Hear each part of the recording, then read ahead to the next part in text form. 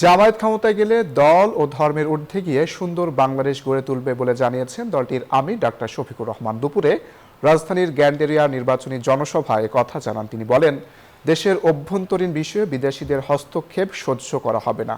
12 তারিখ কেউ যুব সমাজের ভোট লুট করতে চাইলে তার হাত ভেঙে দেওয়া হবে বলেও হুঁশিয়ারি দেন তিনি। এর আগে কাজলায় নির্বাচনী জনসভায় বক্তব্য রাখেন জামায়াত আমির। বলেন, জামায়াত ইসলামী ক্ষমতায় গেলে দেশে আর কোনো চাঁদাবাজের ঠাঁই হবে না। চাঁদাবাজদের জন্য কর্মসংস্থানের ব্যবস্থা করা হবে। 12 তারিখে কোনো দুর্বৃত্ত এই যুব সমাজের ভোটে যদি হাত দিতে চায়, সেই হাতকে গুঁড়িয়ে দিতে হবে।